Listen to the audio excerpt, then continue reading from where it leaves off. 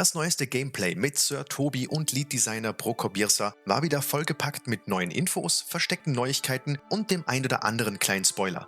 Die Spoiler beziehen sich aber nicht auf die Geschichte, sondern eher auf Mechaniken im Spiel. In diesem Video gibt es wie bereits beim letzten Mal eine kompakte Zusammenfassung aller Informationen des Streams. Ihr findet auch wieder Timestamps der wichtigsten Stellen in der Beschreibung. Die Aufnahme des Streams fängt unmittelbar nach der Zusammenfassung an. Also dann viel Spaß mit dem Video. Zu Beginn des Spiels wird man die Möglichkeit haben, einige Talentpunkte zu verteilen. Das ist ein Weg, mit dem Soft Reset umzugehen und uns Spielern von Beginn des Spiels an mehr Individualität zu geben. Zusätzlich verfügt Heinrich bereits zu Beginn über grundlegende Kenntnisse im Kampf. Das maximale Level von Heinrich wurde erhöht. Es wird deutlich mehr Fertigkeiten geben und sie werden zum Teil einen größeren Einfluss auf eure Spielweise haben. Wenn man viele Brennnesseln bei sich trägt, schaltet man einen Buff frei, der bestimmte Werte minimal erhöht.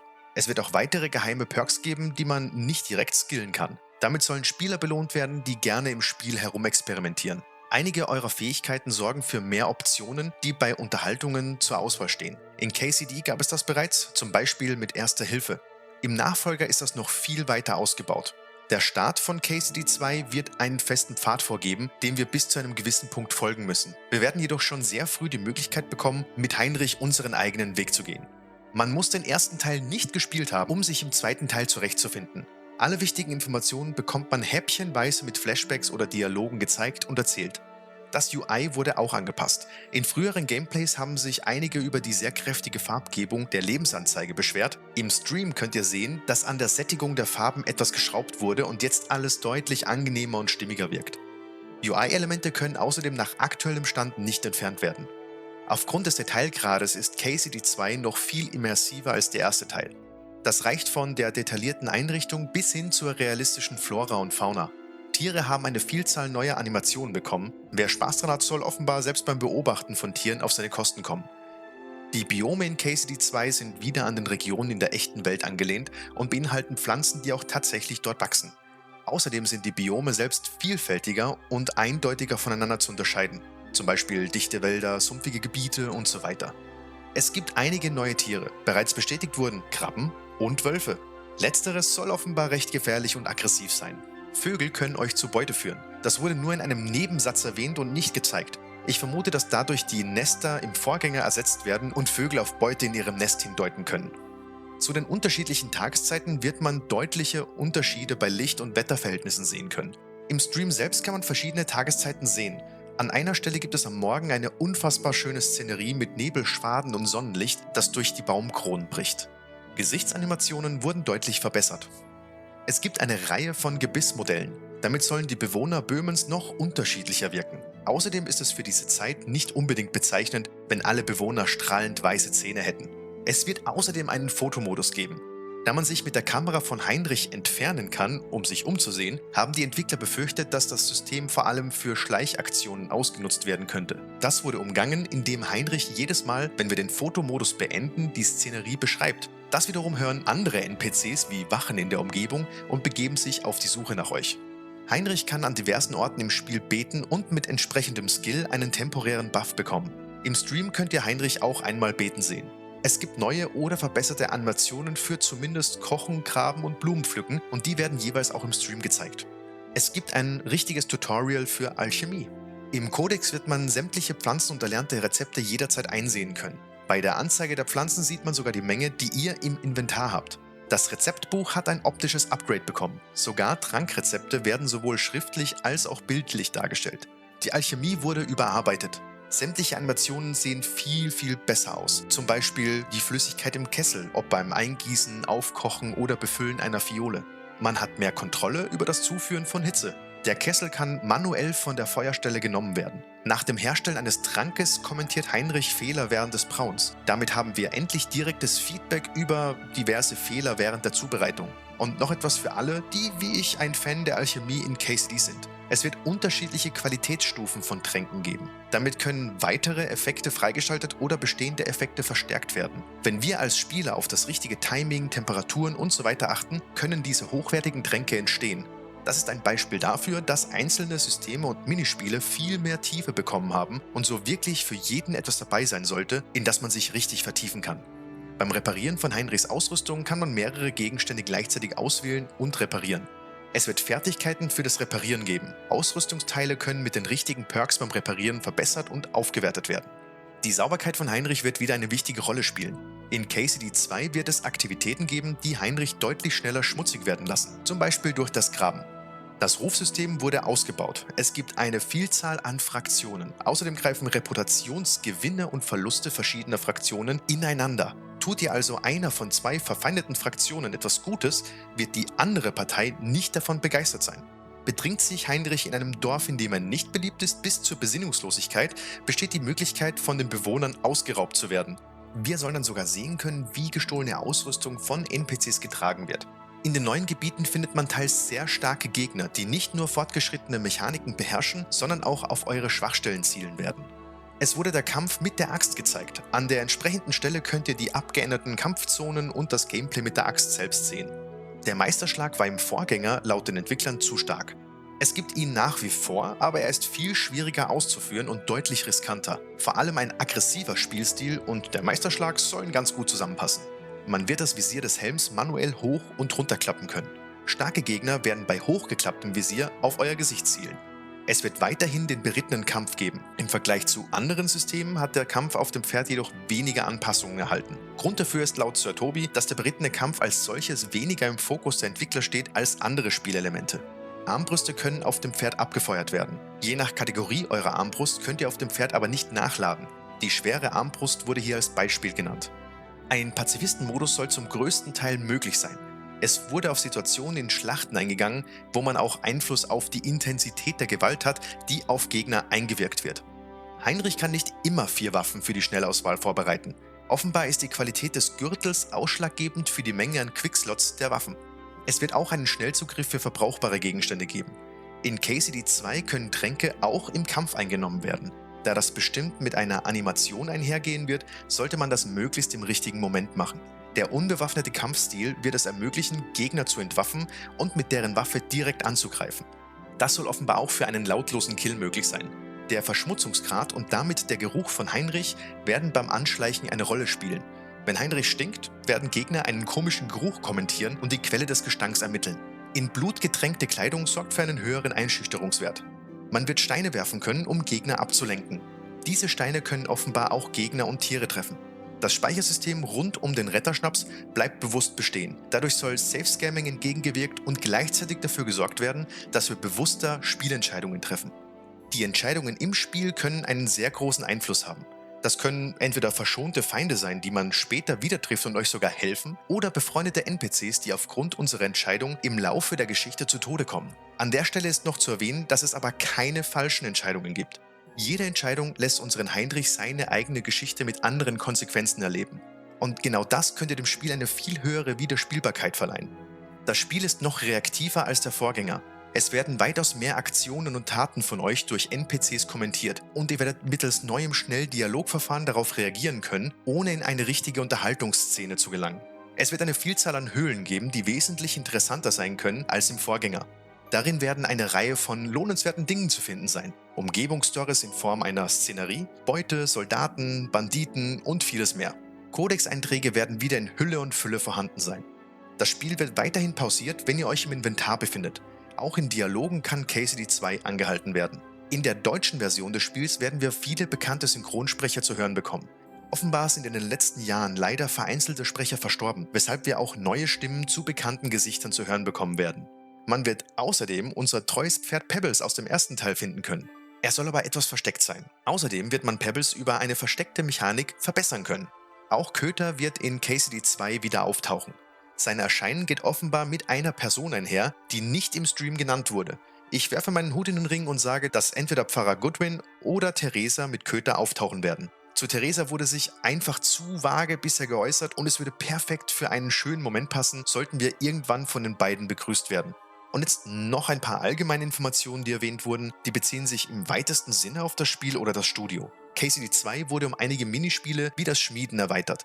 Jedes System ist einfach zu erlernen, einige jedoch müssen von uns Spielern gemeistert werden, um das Maximum herausholen zu können.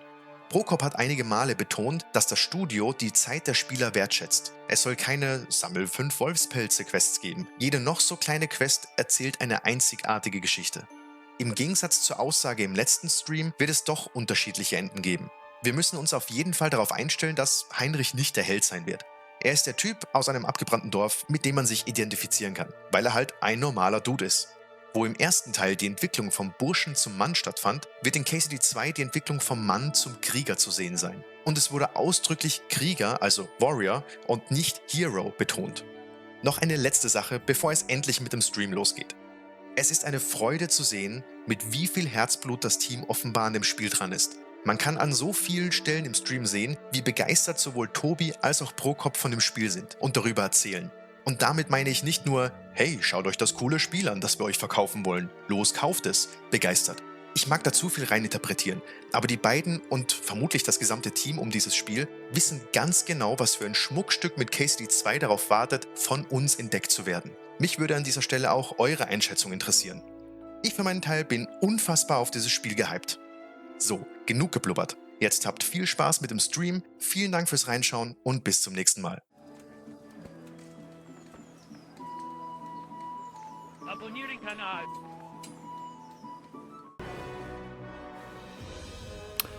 Hello guys, it's us again from Warhorse Studios. Hello IGN as well. I saw that you are restreaming, so thank you for that. And hello everyone. Hello chat. I hope you guys are as hyped as we are. And again, I'm not alone, and I'm very happy that I have qualified a co-host here, because I'm the one talking all the crap, and they are the one with the actual content, with the actual facts, and we will shoot one fact after the other today. Prokop Jirsa, lead designer. Hi. Hello, thank you very much for coming.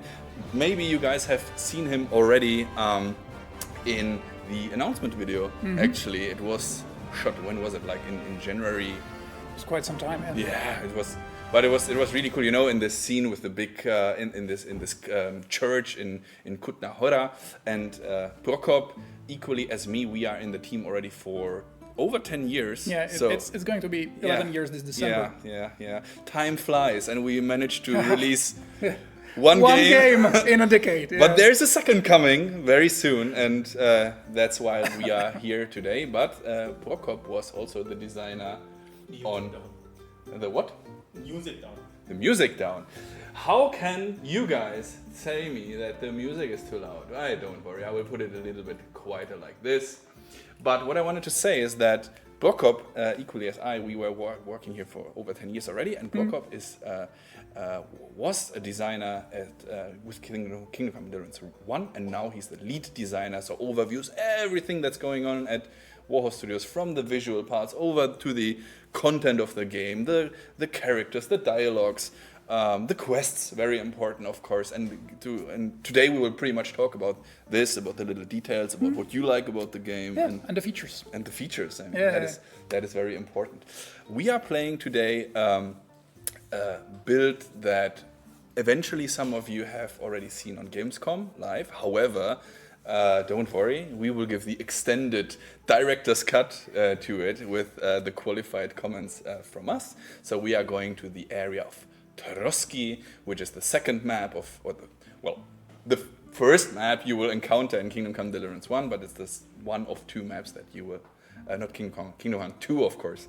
So it's one of the two maps that you will encounter in the game, and you, Henry and Hans, you will actually, start on this place. Before we continue, or before we actually go into the game, I would like to a word from our sponsor, which is ourselves, of course. So let me show you one thing, guys, and that is you can still, of course, pre-order the game. Everyone should pre-order the game by now. If not, shame on you. But there is still, if you scroll down, we are on kingdomcomerpg.com on our homepage. Very nice. Oh, look, join the community. Oh, media, news. Oh, wonderful. But what you want is the game editions, and then you want the collector's edition, and you can still get it. But, and that's the sad part, the only place you can actually get it is the United States, from GameStop, for instance, where you can get it on PlayStation 5 or Xbox Series. So feel free, if you don't got your hands on it yet, feel free to get it now. I think it's really, really nice, really great. As a matter of fact, It is right under my arm, down there. There's the collector's edition. Very nice, very fancy. And another part of the collector's edition is there on the right side, right? This guy, Henry on a horse. That is something every real gamer should absolutely get that, right? So, and of course, last but not least, I just want to really quickly thank you, MSI, for this wonderful PC here. See that? Oh, very good, very fancy. That's the power of the stream today. Okie dokie. So, let's slowly but steadily go into the game. Again, if you have any questions, feel free to shoot, not at us, but into the chat, write everything down. I will really try super hard to read everything. However, I'm not a pro streamer. I'm a pro talker, but not a pro reader. I will try and read everything and try to answer as much as possible. But enough talking, let's go into the game. The beginning will have a few, let's say, cutscenes, scenes, which we will start. We will not talk about over them, but after Henry wakes up, you will see that, then we will. Yeah, and maybe just an addition, there will be very little, but there will be very little spoilers. We'll choose a quest that's at the beginning of the game. I think it's very little spoilers, but there are some. So I mean, it's a main quest. I can tell you already, this is main quest M02. So it's a second main quest of the game. So, and it's a main quest, and main quests are tiny little spoilery, but we tried very hard to minimize it. So choose the scenes that are pretty safe to see even before you actually play the game. Absolutely. Okie dokie. So, ladies and gentlemen, I will now change the scene and then see you on the other side. So, see you in a second. Hold on. Wait.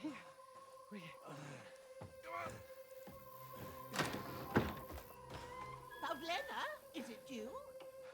Greetings, good wife. Fear not. We mean you no harm. My friend needs help. Please. Right.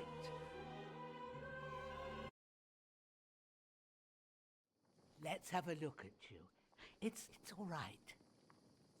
My parents, that was just a dream, Henry. We're in the woods.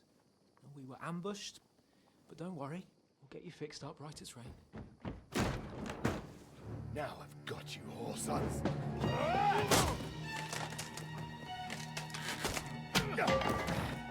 Think again, strong.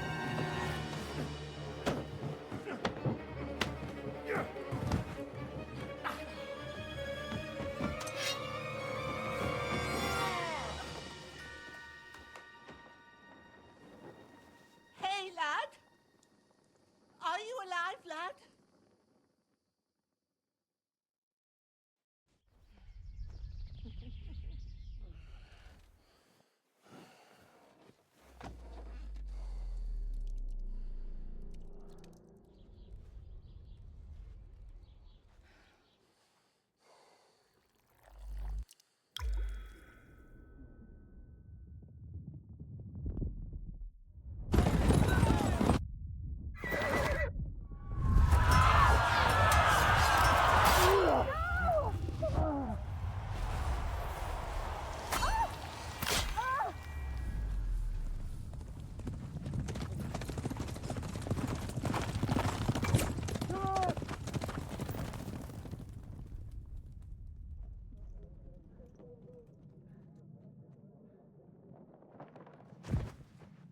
I've come for the Skalitz.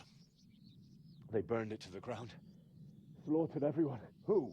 Who burned it to the ground? A huge army. They attacked without warning.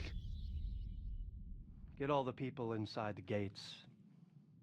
We have to prepare for the worst. Make all the necessary arrangements.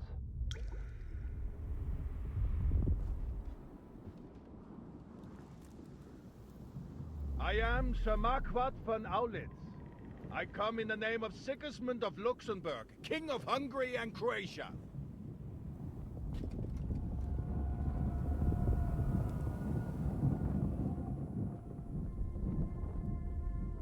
Get up now. There's work to be done.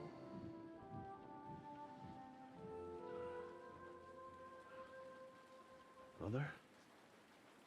I ain't your ma, laddie. Oh, may all the saints be praised. I was afraid you'd never wake up again. What? Where am I? Where would you be? Here in my cabin, where you and that pal of yours burst in last night. Slowly, lad. Slowly.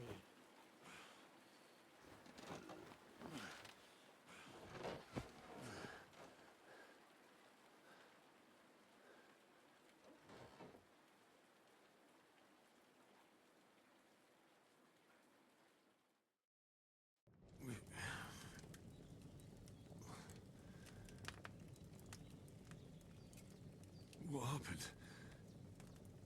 What about Hans? He's taken care of for now, but he was on the edge there for a bit. And so were you, lad, so calm yourself. Last night you were 1 foot in the grave already. You were lucky you happened to turn up here. Well, I have to talk to Hans. You won't get much out of him now. He's lost a lot of blood and he has a fever.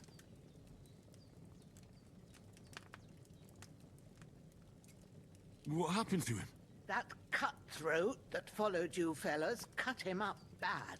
Hans was fighting him outside, then he came staggering in, said something about Fortuna, and collapsed on the floor. And what about that cutthroat? You can go out and have a look at him. Hans gave him a right hammering. I didn't get a wink of sleep with that corpse in my yard. I understand. I'm sorry we caused you such trouble. But you'll save Hans, won't you? God willing. Well, I managed to pull you out of death's grip, so maybe I'll be blessed again. I'll go check on him as soon as I'm done with you. How are you feeling? There's no part of me that doesn't hurt. Inside and out. Mostly my shoulder where I took an arrow. Little wonder then. But you're conscious and talking. That's a good sign. Ah, your shoulder is looking a lot better. I did my best, but I don't see good no more, especially at night. So I didn't do the best job. It just wouldn't stop bleeding. And now you've moved about, it started up again. Take this and bandage it up. Not much else we can do with it now. Thanks. I reckon I can manage that. But I need to get a breath of fresh air to clear my head. You slept through half of God's bright day, lad. So, if you feel up to it, go ahead. At least we'll see how steady you are on your feet. While you're at it, you can stop by the trough and wash all that nasty grime off of yourself. I found an old tunic. Put it on so you don't catch a chill. It gets cold here by the water. No doubt you'll be famished and need a bite to eat. There's some hot soup in the pot on the fire. If that ain't enough, I put some bread and cheese on the table outside for you. And you'll find some of our home-brewed liquor there, too, in case you need bucking up. Don't overdo it, though. I won't. Thanks a lot. May God reward you 1,000-fold. What's your name, by the way? Bozhena's my name. Well, I'm Henry. I know. Hans told me. I'll go and check on him. When you're done with everything, come and see me and we'll figure out what to do next.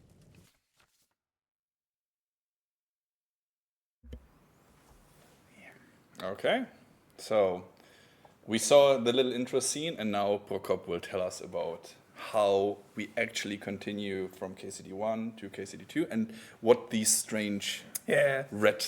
I think most of you recognize that there were some flashbacks to KCD1. So this is actually not the first quest you will encounter in KCD2. This is like a few moments later. So we are really trying hard to make you feel at home, even if you didn't play the first game, it's completely fine to go into the KCD2 just blind. And we're trying to like slowly here and there to tell you some facts and what happened in KCD1, so you don't feel overwhelmed at the beginning. So there's some good gameplay chunk first, so you feel right at home. And basically, what you see now on the screen is another thing we were really like, thinking about how to do and what to do with RPG in general in KCD2. And what we decided upon is that we didn't want to reset your Henry completely. So there will be... Reset your Henry. Yeah. So we really just, something happened. You kind of could guess what happened. So your stats will be lowered, but you will still have your preferences, and you would be able to have a different Henry even at the beginning of the game. And we also raised the max level considerably.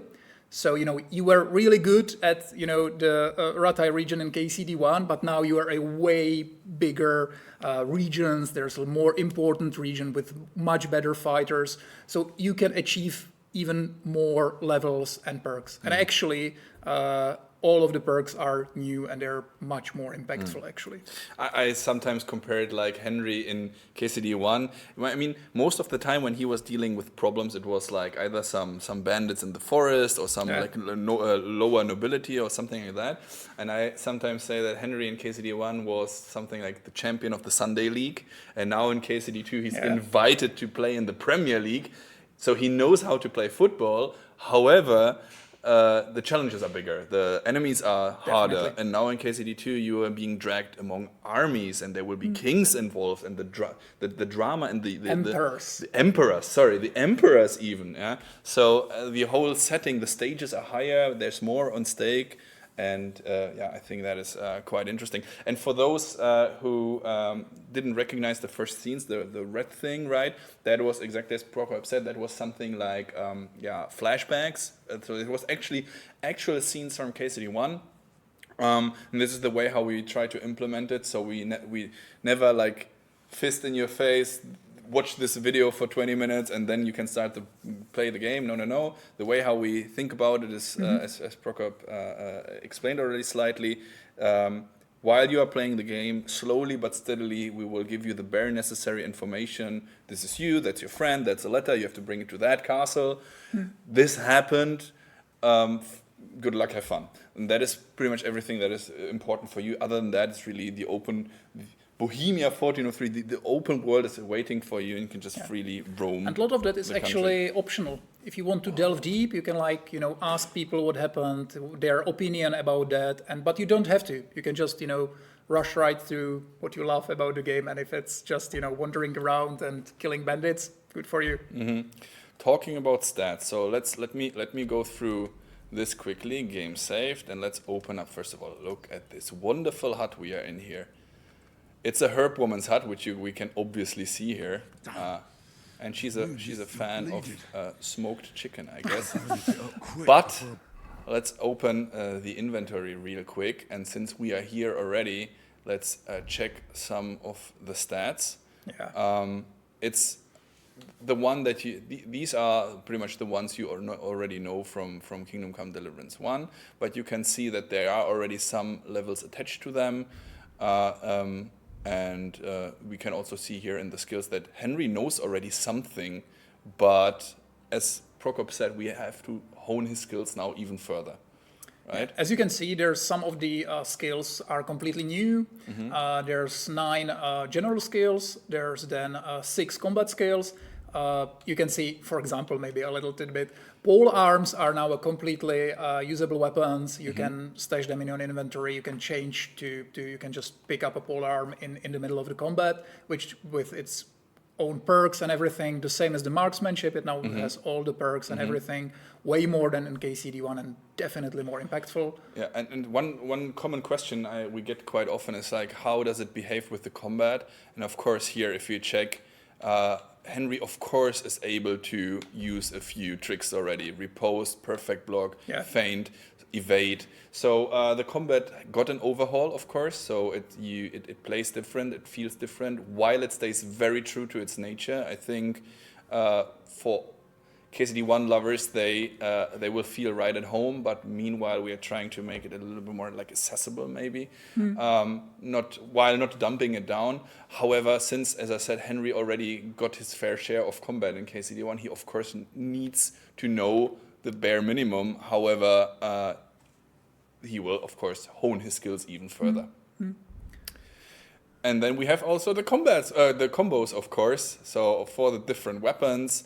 And there's even one of my favorite ones. I mentioned that already in the first stream, but even unarmed combat get an overhaul. So you can actually, with a few tricks and combos, you can disarm your opponent, which is pretty cool. And which is nice. And you can actually, there's like you can go to the clinch and to like basically a brawl, and you can also, like, if you're good enough, you can just, from the unarmed combat, you can go immediately to stealth skill. So it's hard, but it's doable. Okay, but we are still bleeding and we stink. So you are a hungry boy. And hungry Henry, of course, stamina is decreased. I can't do anything with the reekiness right now. We can wash ourselves, but not while sitting on the bed. However, if going to the inventory and taking some bandages, I will of course be able to at least take care of my wounds. That's done, and to not run around naked, I will put on this wonderful short tunic. What a nice looking boy. What a nice looking boy, exactly. Yeah, isn't that beautiful? I think our environment and graphic designers are really did the extra miles again. And today will be more of a hiking trip. As I said, we are going through the countryside of Trosky Castle, but first we are hungry and we have to get up, and hungry Henry needs to eat something. Yay. So, food on the spoon. Food on the spoon. That is actually something that you were fighting for a lot. Yeah, it's just such a tiny thing, but the level of polish in the game is just the sum of these tiny things that, and hopefully we did a lot of them. So yeah. Yeah, I think generally the KCD is a lot about the details, and I know that many gamers probably won't nerd about the fact that there's food on the spoon, but still for us that's a huge thing. And again, it all plays into this immersion thing, because at the end we are trying very hard to have KCD, or to make KCD one of the most, maybe the most immersive video game there is out there. So and again, it's the tiny thing. Actually, if you don't realize that something is wrong, and you don't realize anything pretty much, then that's mission accomplished, because if you feel it at home, then that's exactly what we are trying to. And as we were saying, achieve. There's a lot of like little things you can do, even like a feature-wise, but we are not trying to pressure you into doing that. There's like ton of mini games and ton of gameplay styles and everything, but we're completely fine. We don't want to like force you into anything. The game is full of things and activities you can do, but if you want, that's fine. Just enjoy your gameplay style. There's many of those. And again, a little disclaimer. So this build is a tiny little bit older, but not too old, so don't worry. However, where we are right now in development is that we are in a very, very heavy polish and bug fixing stage. So you will encounter probably a few visual bugs here and there, but I personally am extremely, extremely happy with how the game develops and how in what a wonderful state it is right now. So just so you know that there will be eventually some wonkiness here and there, but I think that shouldn't hinder us from enjoying this wonderful piece. So let's continue a tiny little bit with the quest. So Hans is here on the ground. Bozhena wants us to wash ourselves and eat something. That is what we did. But we will check on our friend Hans. Can you hear me, friend? Christ. In the end, you bore the brunt for both of us. May all the saints watch over you. And over Bozhena, too. And sometimes Henry is even a faithful Christian. And the Holy Virgin and all. Better pray you have Pray for him. someone up It might there help him. looking out Maybe. for you. Everything that helps our best friend here. Yeah, there's actually here it's just a quest thing, but there's actually places in the map that you can pray in, and there's a specific perk, I think it's scholarship skill, that will give you like boosts for a day or two when you're a good Christian. Henry has some dirty nails. We need to wash ourselves. Absolutely. You should. It's a shame. Shameful. Yeah. Shameful, Henry. And it actually lowers your stats. It lowers your charisma. When you're dirty, it's harder to persuade people. So yeah, definitely do that. Like in real life. Dirty nails, guys out there. Yeah. Cut your nails, please. Do something. Do something. Okay, let's rob her clean first. Yeah. Of like course. classic RPG players. RPG, Steal everything. That looks so good. I mean, I'm here getting crazy about our own game, but dude, I think the difference between KCD1 and KCD2 is really huge. And sometimes it doesn't look like that. If you look at this right now and say, hey, this looks a lot like KCD1, try and compare them 1-to-1 in some videos. You will see that it's like so differently, and your memory might deceive you a tiny little bit, but yeah, we went. Look at that. So she has her hut here in this sandstone block. And you'll see more of that outside, but let's see if you'll steal other. Of course you will. I know you, Toby. Of course. I don't even bother to go into stealth. Oh, maybe I should just in case. So, what do we have here? Piercing arrows. Give it to me. I like a lot this new thing that you have the not only the name of the item, but also the value and everything. You can check the stats and just decide if it's like good enough to pick even. Of course. You will. I know you will pick everything. I will take everything that isn't nailed to the ground. So you don't have lockpicks, man. You can't steal this yet. You'll have to come back later. Lucky you. So, okay, what else here? Look at this here, tailor kit. Yeah, and you can actually, maybe let's wait a little bit later, but you can use it in this quest. Oh, so let's use it then. Okay, no more stealth mode.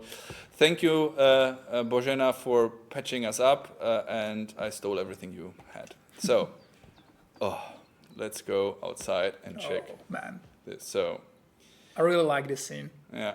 So from the little cutscene we saw in the beginning, we saw this dead guy here. I hope the dog is not eating him, just sniffing.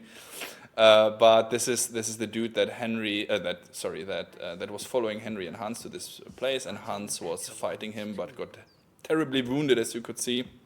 But he did kill him. But he did kill this particular fellow, and I will. Oh, look, there's a little piggy there.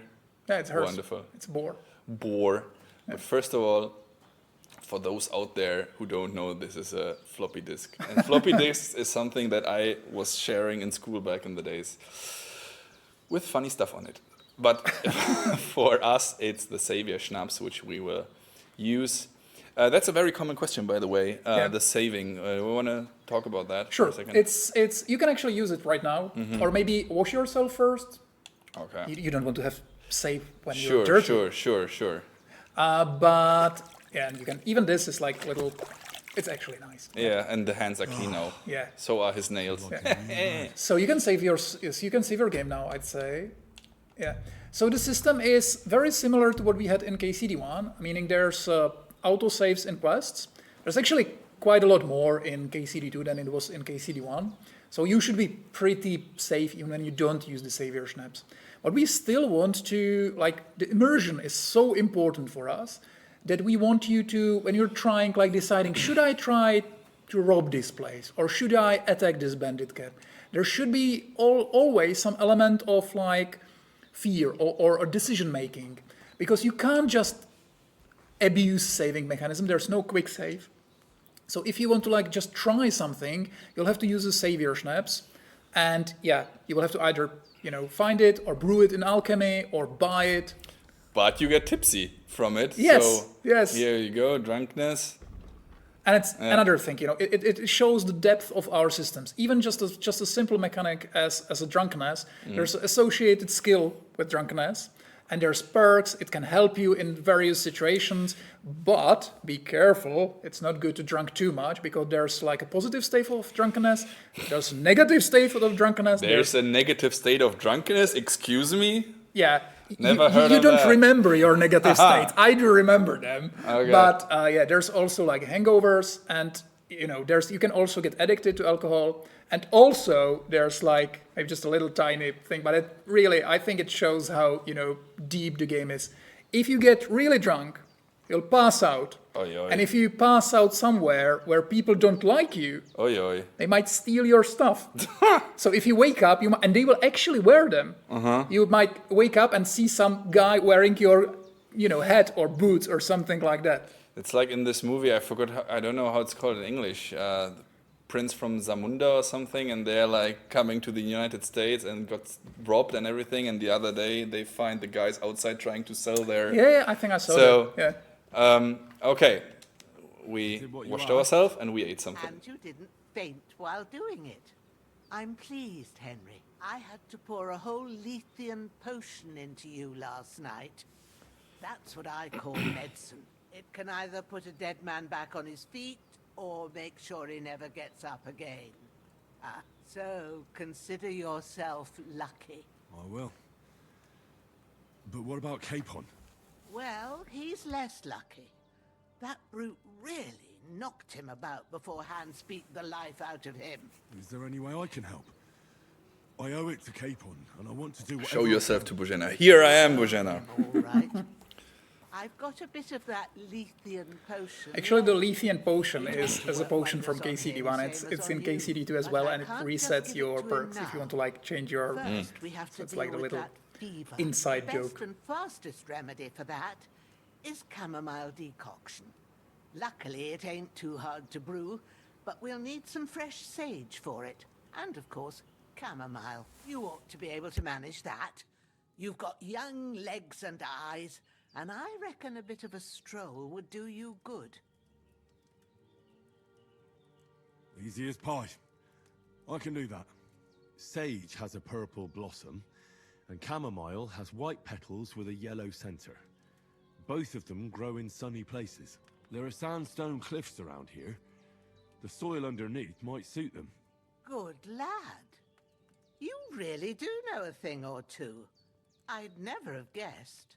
At the back of the hut, there's a footpath leading up to the rocks. You go along there till you reach a sort of small meadow. You ought to find both of them there. Great. I'll be back in a jiffy with a couple of handfuls. All right. I'll be glad if you get back here soon. I don't feel right being here with that corpse in my yard. Seeing him lying there gives me chills. I can't think straight. I understand. It makes me anxious too. So she wants us to Maybe bury I that could dead manage to guy, bury him somewhere. but Or at least we hide him won't. somewhere further off in the woods. And we tell you why Oh, later. Lord, Yeah, be praised. soon. Soon. I'm truly glad of that. And I You see feel some up to it, people Daddy. in the chat were You like ain't the mentioning best our of facial shape, animations, and I and think digging a yeah, grave's a tough a lot of work job were even for put a into healthy them. So fella. I really feel they're way better, obviously than in KCD1. Not to But worry. also, if you saw some I'll of the see what I older can manage. builds on Gamescom or It's on anywhere, account I of think us that even he's in the here last anyway. push I wouldn't want you to have really any more polish the trouble. game, they got improved as well. And a bit of effort, even if it's a dirty job, is the least I owe you. Well, if you think you can manage it, good. But don't overstrain yourself. And thanks. Where should I put him? Grab the spade by the dung pile and bury him by the creek. The soil will be softer there, so it should be easier. When you head out the gate, follow your nose. Find a good spot somewhere in the reeds and nettles. And when you're done with that, better have a wash, so's you don't have the stench of death on you. True. The stench of death. Bear that in mind. I'll sort out the rest with Ignatius, the gravedigger, when he comes by again, so's I don't have that wretch lying here till Judgment Day. All right. I'll get to it. Oh, I'm so You're going hungry to I could need eat a all the horse. saints watching over you. He's hungry again. Henry is a hungry boy. Of course. I have just the right idea. And I think I know what you want to do. So, cheeky. Yeah, there's a boar, but I don't think you can kill him now. You'll have to find the chickens, but they will be here like later on. Chicky. Lucky them. Anyway, the facial animations. Yeah, I think they're pretty good now. Yeah, I'm also a big fan, not only of the animation, but also of the entire look of Bozhena. I think she looks just like a very friendly, very nice granny. But yeah, so she wanted us to get rid of this fellow here, which we will not do at this moment, and we will tell you later why. So let's continue with the little quest. So she sent us to go up here to pick a few flowers. So let's check where we are actually, right? At the first map, as I told you. So this is the, let's say, smaller map of the two that we have prepared for KCD2. And it's a more, let's say, countryside map. We will show you a little bit further later, I mean. But right now we are here. Take the spade. I don't want to do that yet. But pick chamomile and sage. Yes. And as you can see, actually, the first map is really, I really like that there's like a different biomes. So there you have the lakes and ponds, you have the sandstone, rocks, formations, you have vast farms. It's like a really deep forest. So I really like there's like an opportunity to hide all those little secrets all over the map, or quests, or interesting people to talk to. Different biomes. So we have a mountain map and a snow map. And no. It's still in Bohemia. So, but and as you can see, I am really proud about the forests we can make. Yeah. And this is not a deep forest. This is like close to the Bozhena, so it's not really a deep forest. But it looks I like also so the verticality, right? That it's not only like flat place, but that it really goes steep uphill, and that there's really quite some stuff. And again, we took a lot of inspiration, of course, of the real area. So these places really exist. I'm not sure if Bozhena still has a hut down there, but theoretically you can try and find this place in real life, and that's, I think, quite interesting. Do you see him? Rabbit, yes. Lucky him, I don't have a bow. I would miss him anyway, but I can You throw. can try, but I don't think you can kill him with a stone, but you will never hit him. Yeah. Come on. Oh god, I can already see Peter reacting tomorrow. Warhorse attacking, throwing it's actually stones. New mechanic in KCD2, and it's obviously most useful in stealth to lure people away. But you're evil, man. You want to hit him with a stone, don't you? I'm so bad. I think he'll hear you when you're close. Yeah. But we really liked it, and we really wanted to allow Henry to do it even when he's not near enemies. So there's like complete variants of barks and like these little sayings, or even a crime when you're like hitting somebody with a rock throw. And it's really funny, actually. They talk to you like you're just some, what the hell you're doing. That's what I liked a lot on KCD1 already, that when you were crouching around the city somewhere, they were asking like, do you have to go to the toilet or something? Is something wrong with you? So it's like the world is really reacting to you, and I think that is again defines Kingdom Come Deliverance a lot. Definitely. That whatever you do in the game will have an impact, and that's what we are trying to show you a little bit today as well. That sometimes the decisions you do and sometimes the stuff you decide can be really tiny, just some different dialogues or whatever, but sometimes it can really have also bigger impacts, and in the worst case it can even lead to death of certain characters. Yes. So that is really big, but I strongly believe, and that is the underlying thing and very important for you to understand, there is no real right and wrong. So I strongly believe that even if, let's say, you decide somehow that someone dies or whatever, that's not a wrong decision or a bad decision per se. It's just the way how you tell your story, or how you, Henry, goes through this, part of choices history. And consequences. We really, especially as designers, we really like those old school RPGs when you can really do anything you want. There's a lot of decisions, a lot of consequences, and a lot of approaches to every situation. This is actually, it's just such a little thing, but it's quite interesting. This is like a little pagan thing, but obviously Bohemia in the 15th century was already heavily Christianized. But many times people think that when somebody is Christianized, when a country is Christianized, suddenly everything that was before is forgotten and everybody is like a Christian as we know them today. And it's not true.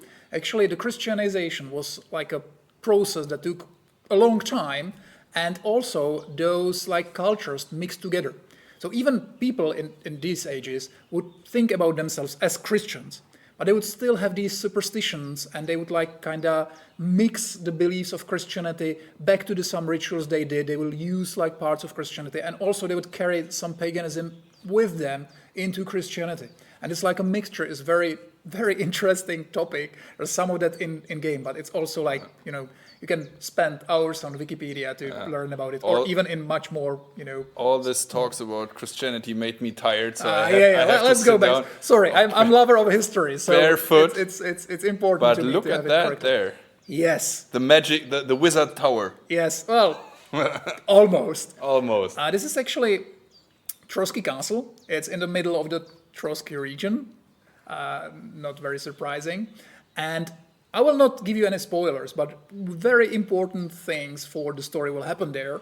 And basically, for a big part of the story, you're trying to get there. And the castle is on a hill, obviously. It's like the smart thing to do.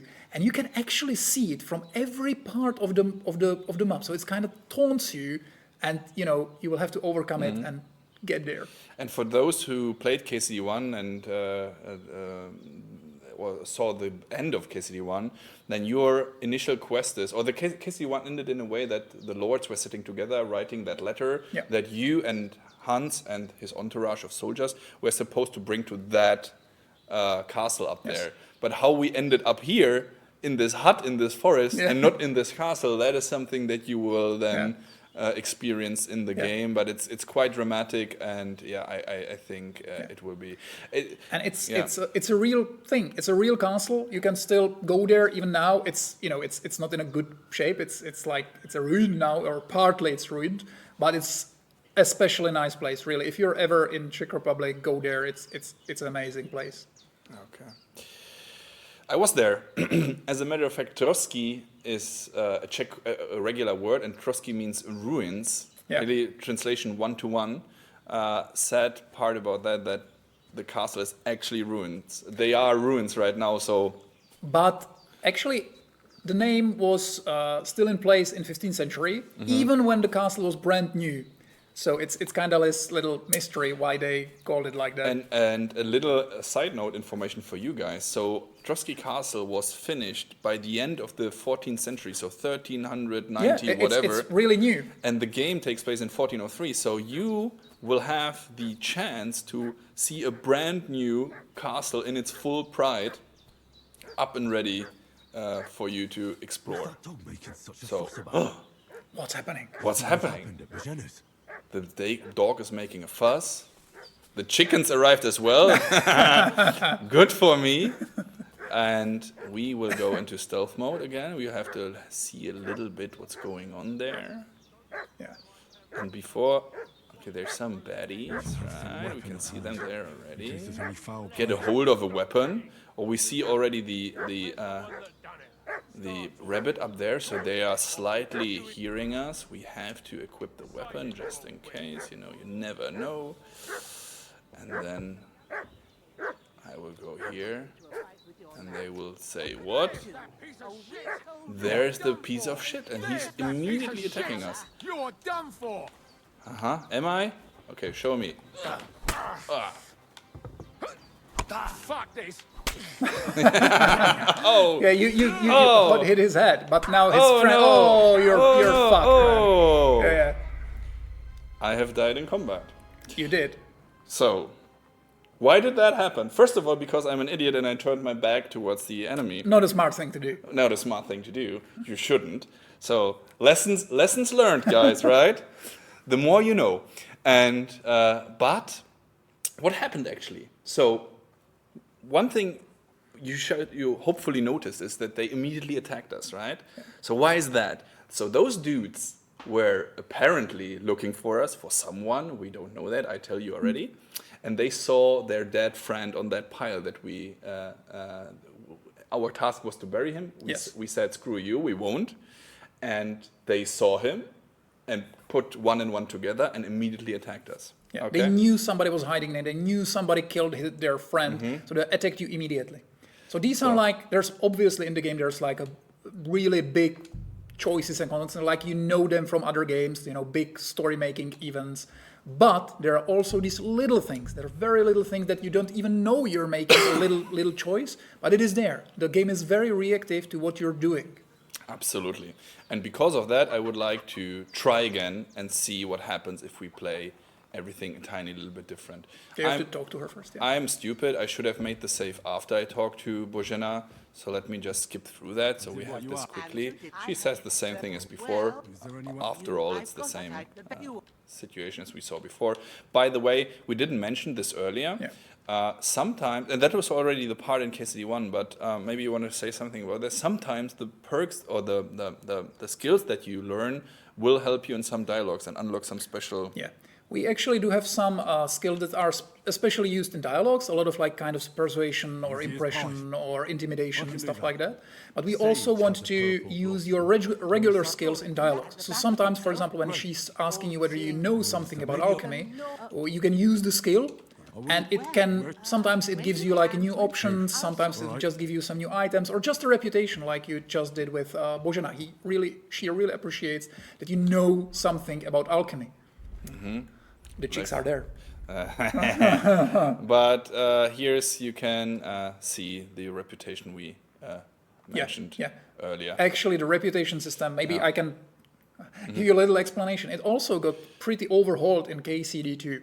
So you have a reputation with like specific types of people or some like regions, but now there's a whole thing about how the reputation distributes. So for example, if you have like one house when the owner hates somebody else, if you do something, you're trying to kill the chicken, sorry. But what I was just trying to say is that the reputation now like is slowly distributed about to other factions if they know each other. And sometimes when you do something bad to somebody else might actually appreciate it. Do you think Bozhena appreciates that I punched her chicken into I think she doesn't, but abyss? she didn't see you. So you're lucky. And now... Maybe just, show the chicken first. Maybe. Wait a second. Show the chicken first, of course. Chicken. It's the Y to show the info. There you go. Yeah, you can see even just plain food in our game. There's so many stats. You can, if you want to, you can really delve deep into everything. You don't have to. The game, you kind of understand everything, even if you don't want to really study the systems. But if you want to, and you can check right here, the nourishment is 10. Yeah. So cook it. After my 5-finger death punch, cookie. There you go. Yum. Yummy. Yes. Cooked chicken. Where is it? I want it. Give me the chicken. There you go. Up. Left. Yes. And you can see you actually improve the chicken by cooking it, which is like obvious thing to do. But you can cook food, you can dry it, you can smoke it. For example, I especially recommend drying your food because especially at the beginning you will have some trouble with limited inventory. So drying food makes it lighter. So I suggest doing that. Plus, food can spoil, and dried and smoked and so on will, of course... It will last way longer. So, back to Dead Bastard. Yeah. So, Dead Bastard. First of all, give me your sword. That's always good. And now, Looten Leveln, because that's the best thing you can do. Give me all your crap. And as you can see, we are so used to it, but actually in KCD, everything you see on any NPC is actually on him. So you can always loot anything that's on him. He really changes because you loot his clothes. So he's now naked, Dead Bastard. I cannot loot his undies. Yeah. So I took the spade, ace of spades, and now we are taking this body and do what we were told, and that is to go and bury him in the forest. He's pretty heavy, so I can't sprint with him. That's the fastest I can do. The little boar is checking us out suspiciously. I don't like that look in his eyes. It's fierce. Let's rather continue. And we have to go now in this like little swampy area kinda and try and bury that naked bastard. Oh, look, the piggy is following us. I think he's like fleeing you, actually. No, You might be too stinky for him. No, he wants to create a friendship. Ah. Yeah. Okay. That's a good point. I might be so stinky that he want to be... He smells us and says, family. Isn't it great to come home? So you go here. I think you need to bring him closer. Do I? No, I don't. I know. So as a matter of fact, let me show it for you guys. I know where to dig, but if you wouldn't, as you can see on the top of the compass, it tells you that somewhere here in this region, which is now I'm covering it, unfortunately, with this little thing, we have to bury the corpse, so we drop him here, wherever. Have to find, with our nose in the dirt, start digging, there you go. And Henry is doing his job. Yeah. And actually, this will make you dirty again. We listen dirty Henry. We actually listen to feedback, so you are like now gain like the dirtiness slower in the open world, but specific interaction with the world will make you dirty very fast. For example, digging graves. So I can drop him in there, right? Yeah, you can. Yeah, isn't ragdoll an amazing thing? Yeah, always. Go in. Come on, put your legs in there. A little bit more. Oh no! Oh god, oh no. I think you can bury him even like this. Up. Yeah, I think that's good enough, right? He doesn't deserve anything better. Good enough. He tried to attack Hans. Yeah, he's like an upside down popsicle right now. So, after quite a bit of time, look, and even we cut off his limbs, and the rest is old story. But before we go that way, let's go that way, because let's try and get a tiny little bit closer to Trosky Castle. We can't go too close. The quest requires you to stay here around him, so there's a natural barrier that will tell you, I shouldn't go, and let me just check in which direction. Yeah, you're in the right direction. Yeah. Just follow the stream. So follow the stream. And as you can see now, as I was talking about the biomes, obviously you will not go to the deserts and stuff like that. But you can see you're getting closer to the pond, to the little lake. So everything is getting a little more swampier. Yeah, different herbs and different trees are actually growing here, and everything, every tree, every bush, everything you see are real, flora that actually exists, that actually grows in these places, and it's mapped so meticulously that even if you would be like a botanist, you will probably recognize a lot of them. There was a ornithologist reaching out to us not long ago, complaining that we have I forgot the name of that, like some dows or something in KCD1, because our sound engineers actually, when he goes into the forest to get the sounds right, he's of course taking 21st century sounds, and not 1403 sounds. So and there were some invasive species of birds that actually weren't there in the 15th century. So we had to and we actually like this kind of feedback, because this is the thing we love. We absolutely love that. We love to talk to those people, laugh about it together, and say it's just amazing. You know what's also amazing? This view. Oh my goodness. Look at this. It's maybe too good to have our faces there. So let me just put us away for a second. So, isn't that great? Yeah. I really like, and there's these little nooks and crannies in around the pond that you can find interesting things and points of interest, and it's really, really nice. And now, Prokop, the chat is asking, can Henry swim? Do you think we should debunk this? Crush their dreams? Not really. Actually, at the beginning of the game, Henry will be forced to swim in a very a story moment, and it will go so horribly that he will swear he will never swim again.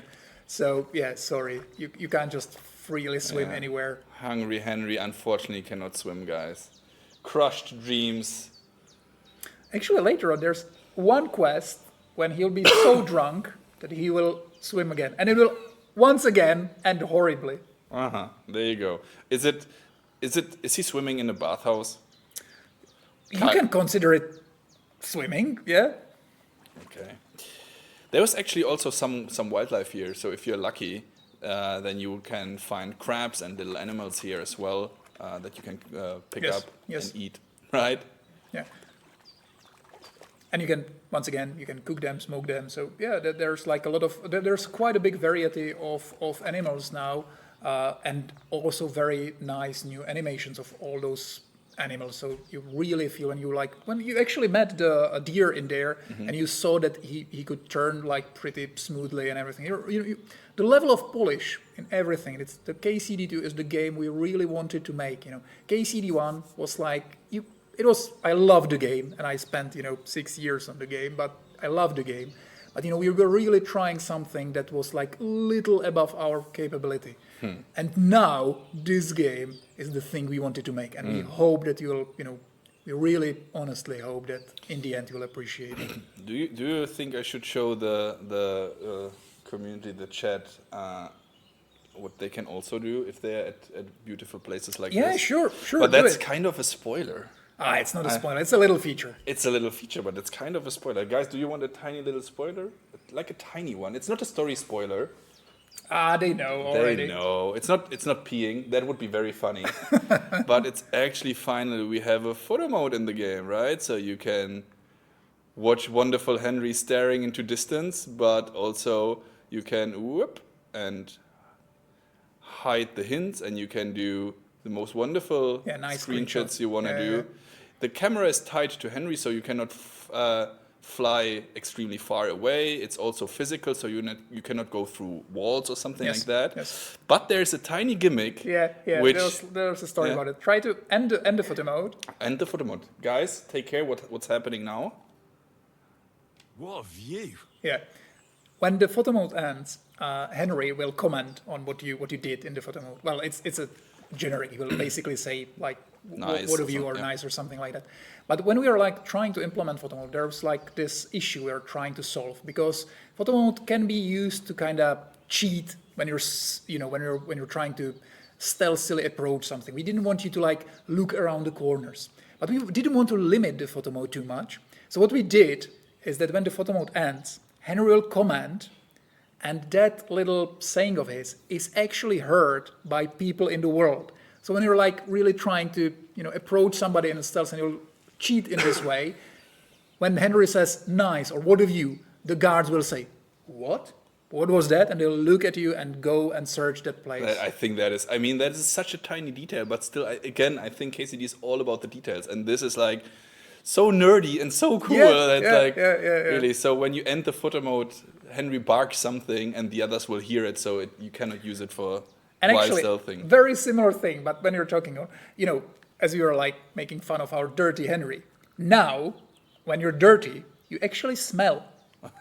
And when you're like in stealth, people can actually smell you. So when you're like trying to approach the guard to stealth kill him, he can actually smell you and turn around. He has like completely unique dialogues about that. He'll like turn around, he'll just try to sniff like, what the hell is that? And I ask you, what the hell is that? Because this looks like a cave or something. And since we are in in the Trosky area, an area that is also called today the Bohemian Paradise, it's full of those sandstone formations, rocky mountains kinda, and they have little caves and valleys and canyons. And what can we expect there? Well, a lot of that, a lot. In some of those, there's like a hidden stuff. So you can, if you explore, that's another thing I think is way better in KCD2. There's a lot of interesting things to like find in the world. It's in most of them there's some little story, even if it's just environmental storytelling. There's something, Henry will comment on something. There will be things to loot and stuff like that. So these are like especially good places to look for something. But be careful, because 15th century Bohemia, it was in a civil war. A lot of bandits, a lot of soldiers fleeing. So it is a dangerous place. So be prepared. And as you guys saw Toby when trying to fight, in KCD, every fight should be impactful. You shouldn't just blindly rush into like people, because it is dangerous. You are supposed to use all the tools you have, you can use. You are supposed to try to talk somebody out of fighting. You're supposed to try some potions. You are supposed to try to kill a few of them from stealth first. So be careful about it.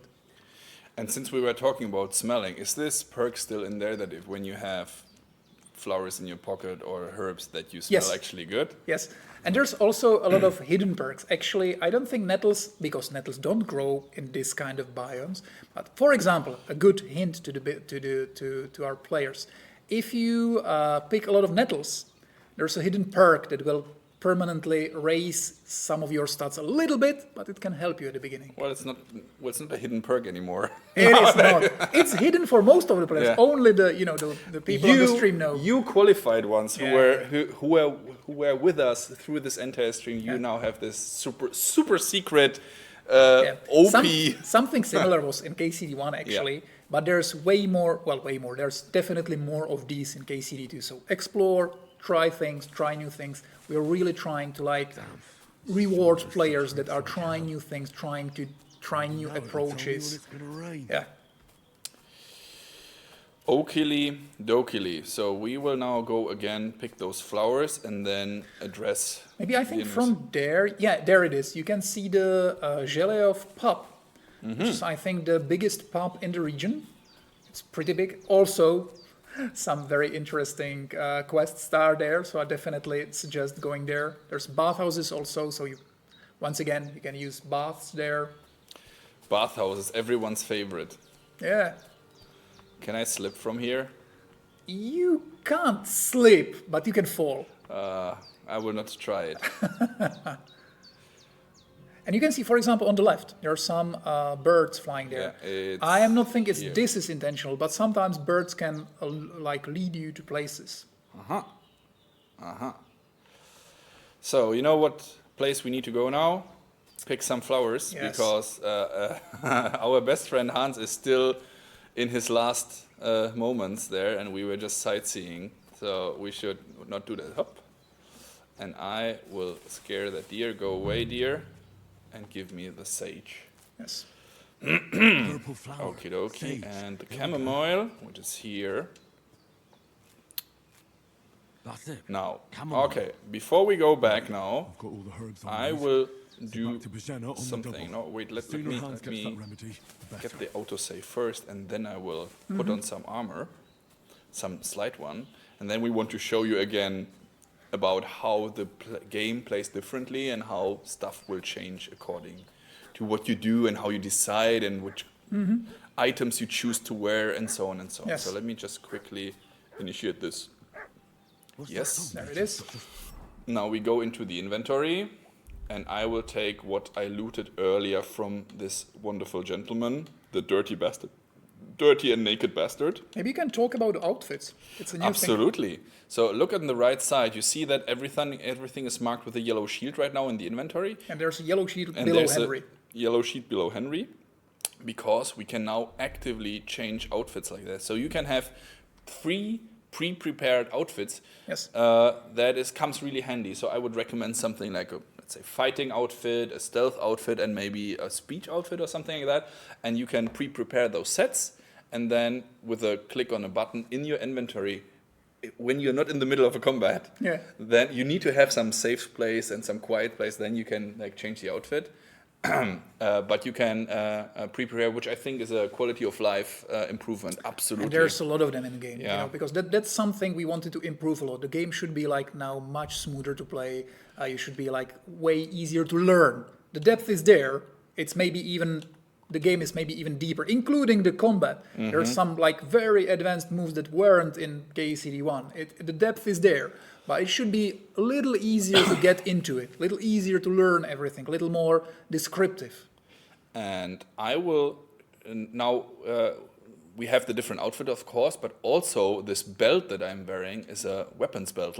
I call it a Batman belt, because you can put different weapons now on this belt and have a quick swapping system now that you can quicker and easier change weapon according to situation. So you can have, depending on your belt, you can have several, and yeah. I don't think you have equipped the gambeson. I think you're still wearing the tunic.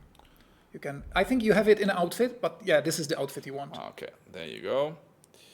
So And you can actually see, if you you look on your right side, little right, and you can see if you go to the secondary stats, you can see now your intimidation is 10, actually.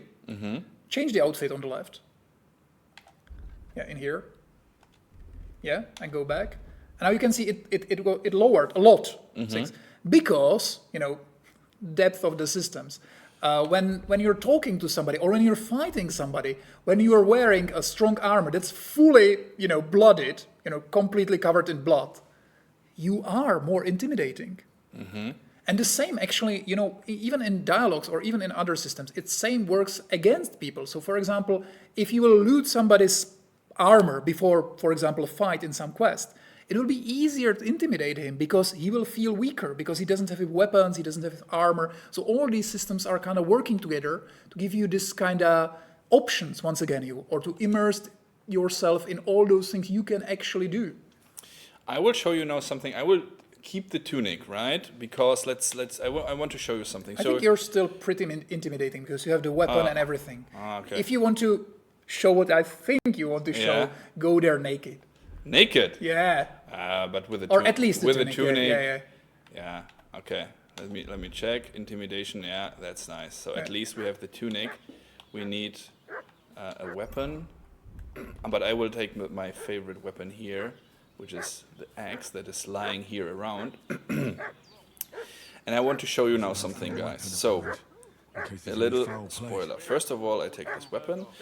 Remember earlier when we arrived here, let me equip this just in case things go south. When we arrived here earlier, they immediately attacked us because they saw the guy. If I'm not wearing a weapon right now, it's on my belt, as you can see, and now if we approach the situation, they will at least not attack us right away. He will say, hello. Come here and tell me who you are, or I'll Okay, Mikesh, let's talk peacefully. Lord von Burgov sent us to find the renegades who ambushed some knights' company down by the pond yesterday. A couple of them fled and are hiding out here in the rocks. So tell me who I think the you dude on the are left has a trigger and what finger. you He know wants to about it. kill us desperately. He's like about to let come. me in. So, what do you guys want to say? 1 or 2? We are the messengers when we were ambushed, or you don't look like von Berghoff's men? 1 or 2? Tell me, 1 or 2? A lot of 2s, some 1s. Okay. So we call them out, okay? Good, let's do that. You're from Lord von Burgov. You don't look like it. Kurva! Watch your tongue with me, The boy. international When I word say of we're peace. from- Definitely. we're from fucking Everything Burgov. peaceful starts Who with else would Yeah, we with be the K from word. anyway? Yeah. You can talk to me or talk to Cold Steel. Who the hell are you? And what are you doing here? So, remember so first of all, there's different options here. Messengers, that was something we saw earlier. You're looking, we can use our skill, we can lie, or we can try and intimidate them. So let's try that for a second. Do you think I'm a fool? I know a robber when I see one. There's been lots of you types in these parts recently, and the fellas from the village are well pissed off. So get lost and don't come back, or we'll Get take our lost, axes to scum. you. Well, that wouldn't be very nice. The thing is, And another thing, and I think only KCD does that, when you fail something, there's a unique lines for all of them. So they actually say something instead of just a fail, and most of them are really funny. It's actually really good to really try. But now you're without a Gambasan, so let's see, Toby, how well you can. Oh god! Yeah, good one. Oh, that will be hard. That will be hard. There's 2 of them. Yeah. Oh. And you're dead. Yeah. There I'm dead. That's very sad. However, let's try again. And let's try something different. Because earlier, when we looted the different armor types, right? And let me change that outfit again. Oh, I don't have it yet. We have the bloody stuff, the gambeson, the vagrant boots, and so on. And those are, especially because they are bloody, right? They are more intimidating. And if we go there now again, let's see that. And I mean, that is something that all RPGs kind of do, or many of them. But the point that we are trying to make, that will come, the revelation comes right after that scene. So let's Put that weapon just in case. Hey, you! What's what up? Do you want? Lord von Burgov. A Yep. couple of so tell me who. Yep. You don't look like von Burgov's man. You can Exactly. And now, if we You say think I'm a fool? same thing, I know a robber when I see one. There's been lots And of we you look types like in a these parts recently, and the fellas from the village are well effing kicked killer off. full of Get blood. lost and don't come back, or we'll take our axes to you. Easy there. We're no robbers, we're just carrying out orders. We've had a look round here, so we can be on our way again. And they're just free. And goodbye, you scoundrels. So, now you think, okay, well, many RPGs do that, but Yes. Actually, this is just, well, it's not a little thing. It's a kind of like a big deal. These two guys, they were not just random bandits. They actually have a role later on in the story. They're not the main characters. If you kill them, you'll not like lock your quest or you'll progress. No, not at all. We don't want you to reload. But there's like these little consequences. So actually those guys, later on, you can actually befriend them and they can help you in some of the quests. They are, I think, they're like in 3 quests where you can meet them, where you can talk to them. At beginning, actually, they can make one quest a little harder because they can recognize you. They'll try to get somewhere and they will recognize you.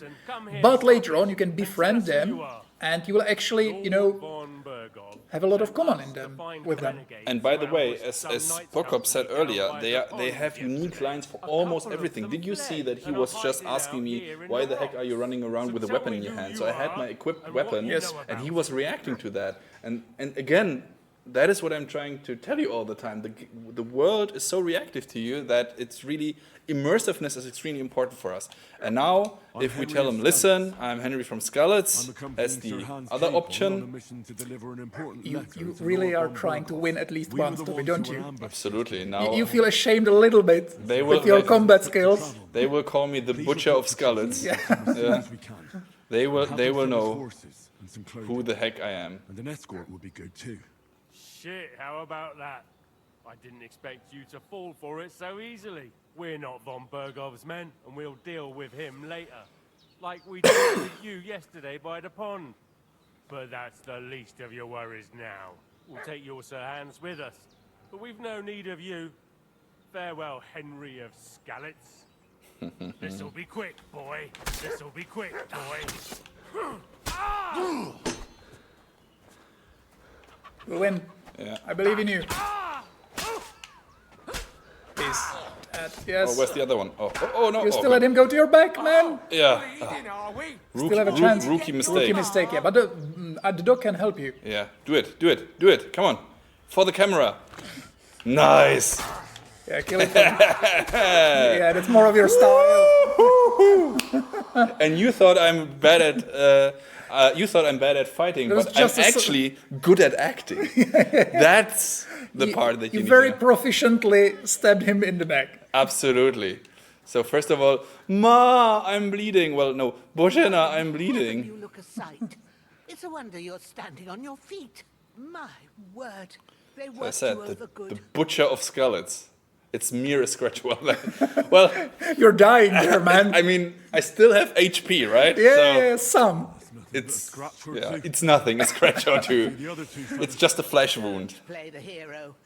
I can't see much, but This I know is what a actually, battered fellow looks like. this line is also reactive. She really does react to what your HP is and how hurt you are. So she sees through you. She knows you survive just by a tiny bit. I'm still convinced I'm an amazing actor. Yeah. An amazing fighter, obviously. Absolutely. Yeah. I run them. So they were fighting, 3 times? So they lost a lot of stamina and I was fresh for the last one. Yeah. I reckon it was one of those who followed us yesterday. Fly like a butterfly, sting like a bee. Exactly. Yeah. Especially in the back. So, yeah, God be praised. Heaven knows what they'd have done to her. So, I'd like to know why all this is happening. Your friend was talking in a delirium in the night, saying you was knights. But if So you there's two a lot are of knights, then NVIDIA I'm the GeForce Queen of questions. we don't have any info about these kind of things. So that is something I can't answer you yet, unfortunately. Also, PC specs, if you ask about them, those will be revealed by the end of the year. As I said earlier, or in the beginning of the stream, we are right now deep into optimizations and bug fixing. But I can already give you a little tiny information. We had a really breakthrough moment not long ago, which will be really good news for someone, which I'm not telling you yet. So, see you later. Such a vague teaser. Yeah, very vague. So, do we tell Bozhena the truth or not? What do you think, guys? Is it safe to tell her? I don't know. Do you believe her? I don't know. I mean, she patched us up and she patched up. She seems like to be a good person, but I mean, everyone loves a good look. Everyone is saying one. Okay. See? Yeah. Can we kill? No. Okay, you deserve the truth, Bozhena. Tell me everything. Well, to your ladyship.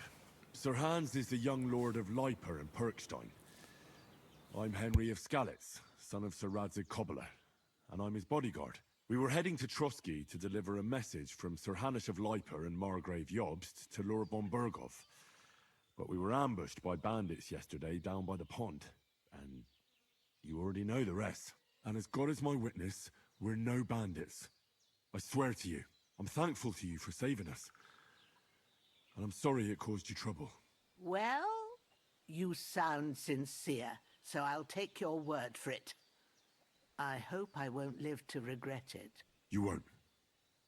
I promise you. Promises are made to be broken, but thank you for dealing with them. Except I have 2 fresh corpses in my yard. Now, don't worry. I reckon I've still got a bit of strength left. I ought to be able to manage it before evening. I'd be eternally grateful to you. But be careful while you're at it. You don't want to open that wound or strain yourself. What about Sir Hans? How's he doing? He's holding up, I'd say. I treated his wounds and I'll change his bandages shortly. Mikesh and Kozichek. For those who speak Czech, they will know. The rest, Google it. Chamomile and sage, like you said. Excellent. Now to brew the potion from them. I gave you 2 the last of my supply during the night.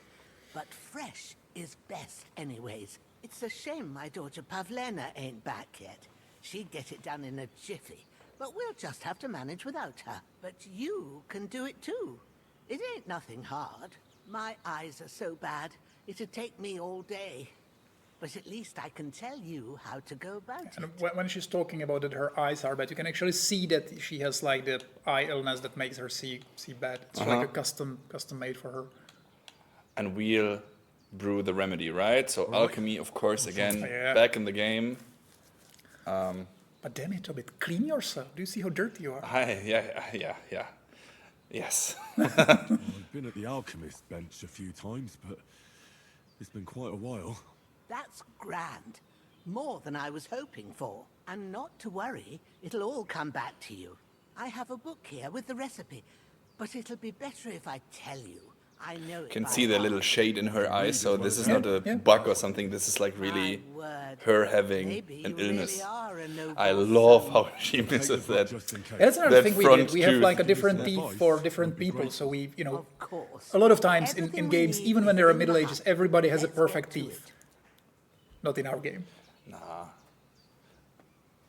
But on the contrary, there's a very, very, very, very common misconception that everyone has black teeth, everything is falling out, and that's absolutely because sugar wasn't that consumed back then. So they actually had, even overall, the hygiene and teeth and everything was pretty good in Middle Ages. Exactly. So absolutely. So let's blame modern food industry. So exactly the sugar is they didn't have sugary diets, so they were mainly meat or natural stuff. So there's really not much they can. Well, unless you get an axe in your face, but then you have other problems, I guess. Yeah. So should I check on Kozlicek and? Sure. I will not pick them up. You can use the compare. That's another thing that we did. If you look, here's a pretzel. And if Sexy Biscuit Roxy is watching, pretzel is for you. So she hates the pretzels. So doors and a key chest. Interesting. It might be useful later on. Let's let's take everything. Tailor's kit. You can actually, where we were teasing at the beginning, you can actually fix some of your clothes. Let's check that out. So it is in the other. Yeah. And here we have the tailor's kit. Let's take this one, for instance. Yeah, any of them. Yeah, use it. And this is now like a quick way. Yeah, you're choosing which type of clothing you want to repair. Now, you might say, hey, Toby and Procker, wait a moment. How can you, with one tailor kit, repair all the items you have? Well, there's an answer. Yeah, actually, every tailor kit has like the condition, which is like what you see under the little heart there. And based on the price of the things you are repairing, it kind of lowers the condition of the tailor's kit. So if you're trying to repair like way more fancy things, way more fancy clothing, it will take more of your repair kits. And I think that's absolutely fair. I think, again, that is how to balance it out a little bit so that you cannot repair your own stuff all the time. So the super heavy, super valuable stuff you either repair with a lot of these kits or you go to the city and get it done. And there's also associated skill. So if you are better at that skill, for example, it will be like easier for you to repair things. You will lose less of your repair kits. But also there are specific perks in that skill that will, for example, make the things better if you repair them. Like you can pet them to make them more stealthy or do some other stuff with them. I took the bone comb because I have a very wonderful beard in real life and that needs to be combed sometimes. Obviously. But back to business. Hello, Bozhena. How close can I get to you? Okay, too close. Let's check out her wonderful, beautiful alchemy hut. And that is something, so we get very often the question between realism and gameplay.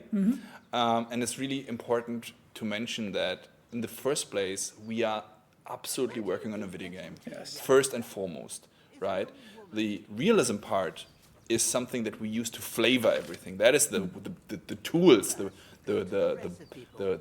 work, the kit that we are using to build everything, to craft everything. But realism can never stand in the way of fun gameplay. So we need to find a balance, and that's like a daily struggle we have. Yes. And the alchemy, for instance, the potions are somewhat funny, of course, sometimes.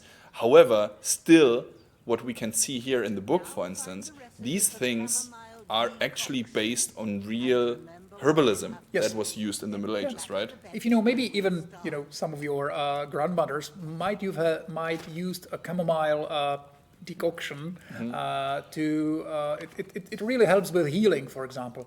For example, you can see this is like completely new art, and all those herbs actually exist.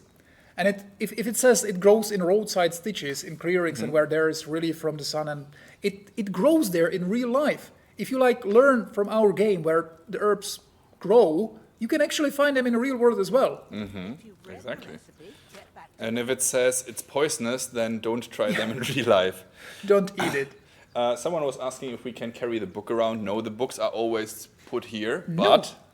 Actually, if you can't do now because you're in the tutorial, but now, yes, in KCD2, when you're leaving Henry actually take the book with himself, but later on, I think, I'm not sure if you can go there from the tutorial, but in your codex, every description of any herb or of any potion is described in your codex. So you can always know what you need for specific potions. You can always check whether it's worth it to pick these herbs and stuff like that. Okay. So back to brewing. Yes. Chamomile decoction. Sleep heals you faster, and if good quality, energy replenishes faster while sleeping. Of course. You will need wine, 2 handfuls of chamomile, and a handful of sage. Add the chamomile and boil for 1 turn. Grind the sage and add it to the cauldron, and finally pour. And we can see also a little wonderful picture there on the right. Yes. Correct? Yes. Correct. To the table. So, first, wine. First, You have to So pour the spirit, right no. base into the cauldron. Choose the Oil, right no. pitcher from the shelf Wine, right yes. and What left. was the last one? Water. According No, to we the take the recipe. wine. So we are actually cooking mulled wine here for a little. It's almost Christmas, guys, right? 1 month to go, so a little mulled wine. Wine, of course. Like it says in the book. Let's do that. Glad to hear Yeah. it. And maybe, many of you who played KCD1 know about it, but in this minigame, it shows our approach to everything. As Toby was saying, immersion is so important to us that even when you're in some minigames, we're really trying to avoid like UI-based minigames. We really want to have everything in the game. We really want you to be able to touch everything. So yeah, you can see. Can we briefly mention the other big minigame? Well, I think the chat would love to hear about the blacksmithing. Yes. But, guys, we will not show it to you yet. That's quite a big thing. But let's see how much Prokop will actually spoil at this moment. Yeah, I won't spoil much, but I'll say there's another really big minigame in our game, and it's kinda similar to Alchemy in a way that you can actually see everything, you can touch everything, you can really, it depends on your skill, not only on Henry's skill, but that as well, there's associated skill actually, but also on player's skill, just like the Alchemy. So it's very, again, sophisticated, deep. You have to do stuff in order to get stuff. Someone might say, wait a moment, that's tedious. But again, on one hand, it is we try to immerse you into the world, and B, at least for the alchemy, guys, when you do it, when you brew the potions a little bit, when you level up the skill, you can then auto brew some of the stuff, right? And it's also kind of smoother. We really try to polish the alchemy as well, so all the animations are a little faster. You can make something even faster, and also the potions are way more useful in KCD2 because just like you had that belt for weapons, you actually can have a pouch, which is like a real item which you can equip, and you can have slots for consumable items. So now, if you have some time, you can even consume potions in combat, and it can get really handy. I remember the quest with Black, the tournament from Ratai in KCD1, where Black Pete, the cheater, where he was actually covering his blade, his sword in poison. Yes. And little The Bane poison, the spoilers, strongest one. Exactly, and little spoiler for KCD1, that's one of the reasons why he always won the tournament. Cheating guy. Okay, so we have this wonderful mulled wine now. It will save, maybe it will save Capan, so it's important. Absolutely. Let's take it. One thing I would like to mention as well, because we talked about it briefly, the alchemy system, and that is something, the saving system, that still works with those potions. I think it's very important to mention you brew a potion. Finish, and I'll talk about the potions a little bit more. Okay, what is really important that we learned from KCD1, so I know that some of you didn't like the system because in KCD1, in the beginning, when you needed the saving potion most, right, when the game was hard, when you didn't know what to do, it was hardest to come by. It was hard to find, it was hard to buy, you couldn't brew it yet, and that is something that from what we learned, so KCD2 will have not only more autosaves at crucial points, but the saving potion will be easier to come by, which is good for you, but we still want you to have this tiny little investment of using a potion. Sure. I'll do the best I can. Let them finish When the you're done talking. with that, go get some sleep. You won't miss anything, and you need the rest after everything that happened. What I wanted to show you is that you actually did now, when you're brewing potions, there's like different qualities of potions. So it's much harder to fail completely. But if you're really good at it, if you have a real good skill, and if you're doing it skillfully, you can do really good qualities of potions, which can have additional benefits. That's also a perk that will unlock a completely new level of potions, and these potions are really strong. So, Bozhena wants us to hide those guys. I can tell you that it's again a role-playing thing, so we don't have to do this necessarily. Do you guys want me to bury those people before we continue, or do you say let's let them rot? But on the other hand, I mean, Bozhena was kind of nice to us. I mean, we could clean up. You know what? I'll do it. Come on, it's just Bozhena saved our life. She's saving Hans's life. So let's get rid of those. Look, the pig. This callous pig was watching us kill the guys. Maybe that's a druid that. In our game? Yeah, I played too much Baldur's Gate. So you're not the only one. Everyone did. Such a great game. Which leads me to another question, by the way. So since we were talking about designing and so on, and you are with the game, with the team very long, and the team is quite big, where do you draw your inspiration from generally when you come up with? I mean, yes, it's based on real history, so I guess you take it from history, but like, what do you do to come up with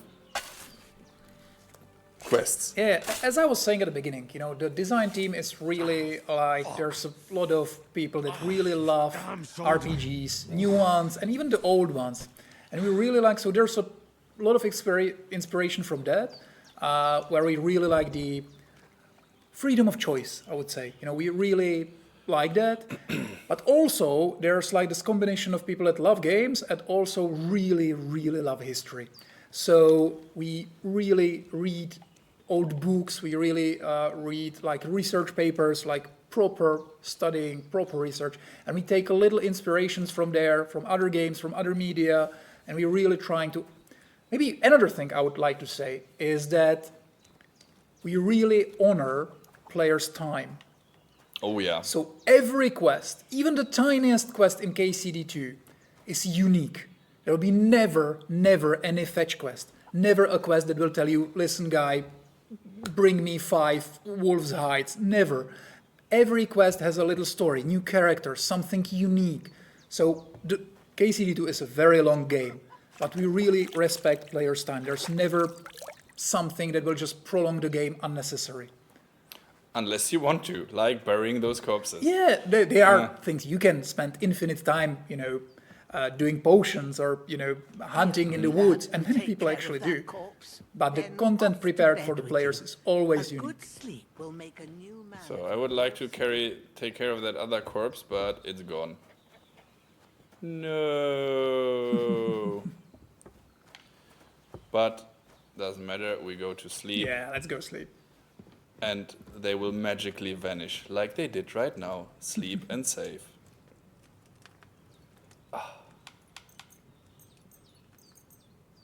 But till when? Till the morning. Because this.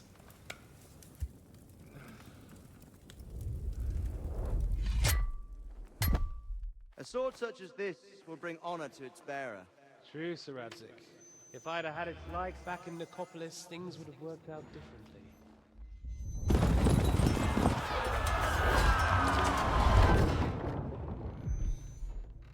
Where's my fucking sword? And I found it. Everything I take now will be mine, and I plan to take everything. Rotted hell! Why would I miss one sword? Because it's the last one my father forged, and I promised him I'd deliver it to you. The stronger dog fucks the bitches, and war is a nasty business.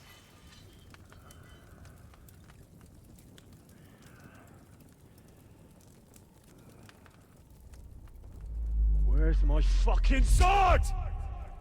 You know what? I think I'll keep it. As a memento. This isn't over. I'll find you! Yeah!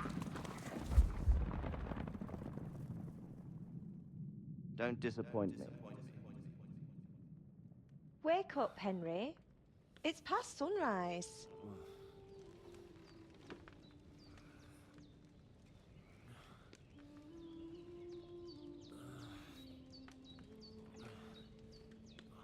Hallelujah. I thought you'd never wake. Were you having a nightmare?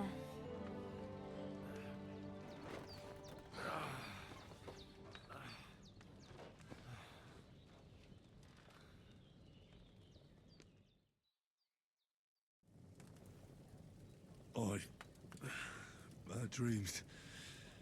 You must be Pavlena, right? That's right. I came in the evening while you were asleep. Ma told me what happened to you. Then I helped Ma take care of your friend that night? Hans? He's alive.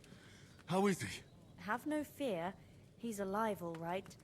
Maybe too alive. Ma knows what she's doing, and that's the truth. I reckon she could bring the dead back to life. She said she dosed you with the strongest remedies she knows, and it looks like they did the trick. On that other fella for sure. Since he came to this morning, he hasn't stopped talking. Yeah, that sounds like him, all right. And what about you? How do you feel? Definitely better than yesterday. Thanks. That's good. Ma will be glad, but I heard you yelling in your sleep and went to check on you. Bad dreams? I dreamt of Istvan Toth, a villainous, murderous whoreson who stole my sword. The last memento I had of my father, and I swore to get that sword back and avenge my parents. Oh, that oath must be serious if it even torments you in your sleep. Dreams shouldn't be taken lightly. They can have real meaning, however hard they are to understand. What strikes you as the most important part of your dream?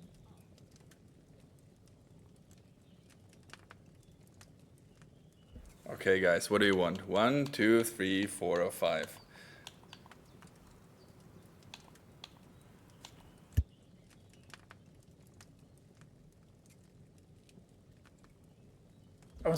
You dirty, dirty, dirty guys. I dreamt of terrible things. Flames, violence, war.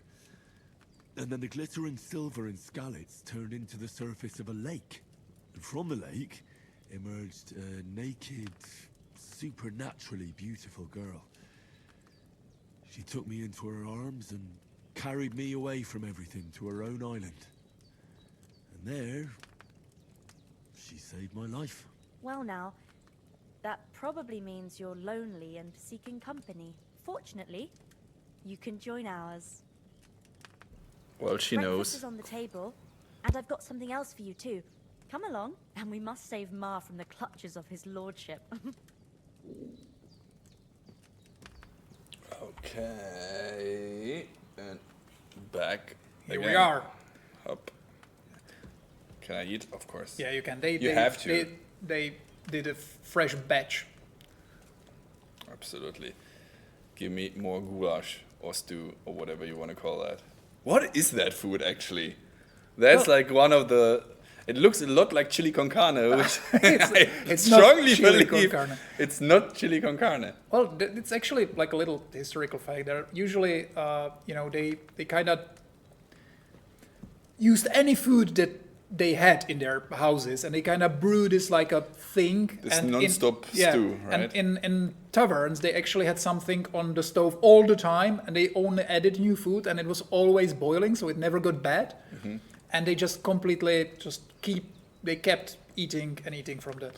And you know where you can read information like that? Well, in our codex. In the codex, right?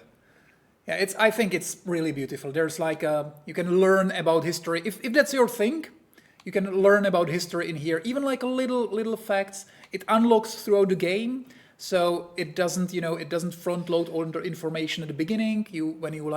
For example, when you first go to the smithy, there will be a new codex unlocked. You can learn about it, and you can learn about the characters. Hans Capon is first. There's always, well, not always, but there's usually a really good art associated with that. And, as we were saying, Hans Capon, your friend, is a real historical figure.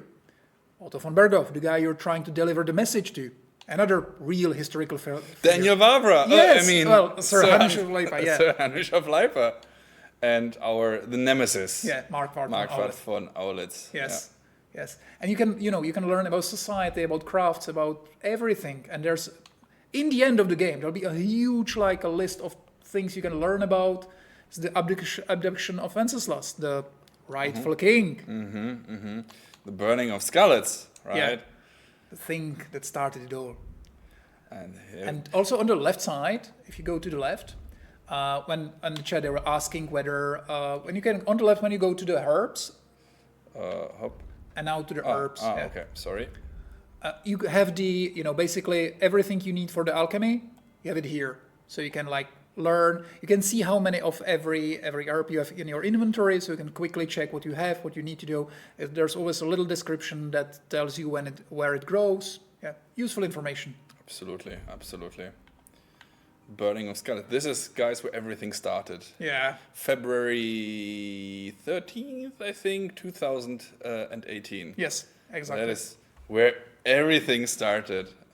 Thanks for the guys that were supporting us from day one, pretty much. Which started way earlier in Kickstarter, but this is where KCD1 started. At least. Yeah, but honestly, really, we are deeply thankful. It was like a long shot to make KCD, and we did it. And you guys really, you did like the game, and that's the only thing that enabled us to do this KCD2.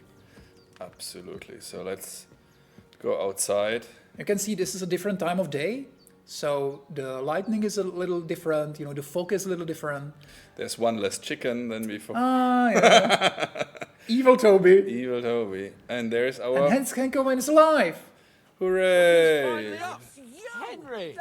Come and join us! It's your murder! Murder! Yeah. I think she saw the dead body or the dead chicken. Yeah. Maybe a bit of both. But anyway, this is the point where our little story ends for today. So if you have any questions, if you want to know anything, if there's anything that is stayed unanswered, now is the time to ask, and we will try and accommodate where we can. Yeah, if you have any questions, we can briefly talk about it. Wolf in the forests. Yes, there are wolves in the forests, and they are dangerous. Yes. Another spoiler, new information. It's just a little thing.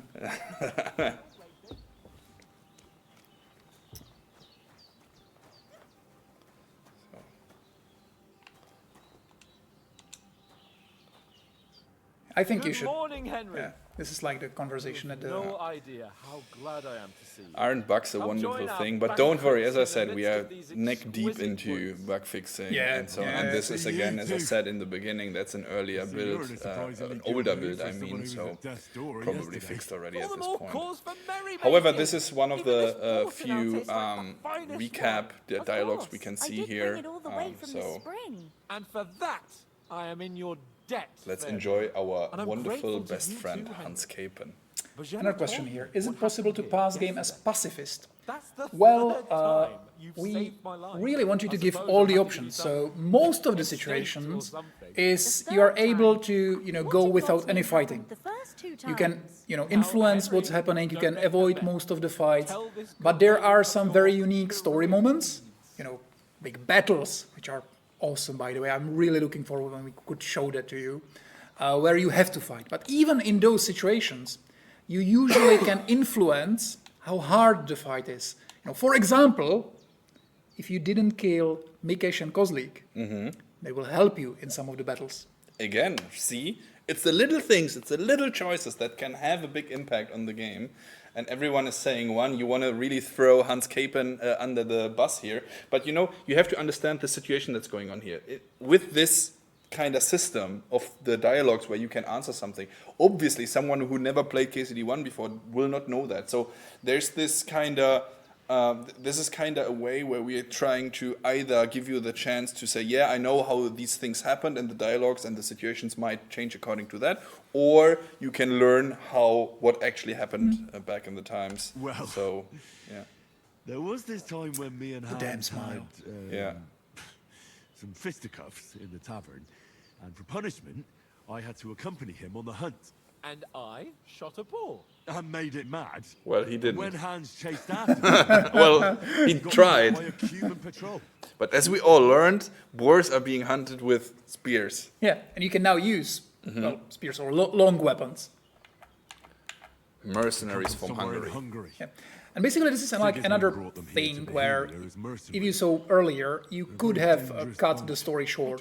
But this is like the optional thing. If you, for example, didn't play KCD1, or if you just forget what happened, you can delve deep in these dialogues. You don't have to, you can skip them, and it's fine. It's not something that will like haunt you later. The story progress is just fine. But if you really want to know more, if you're interested in the lore, you can delve deep. Shoot your questions, guys. We will end this stream shortly.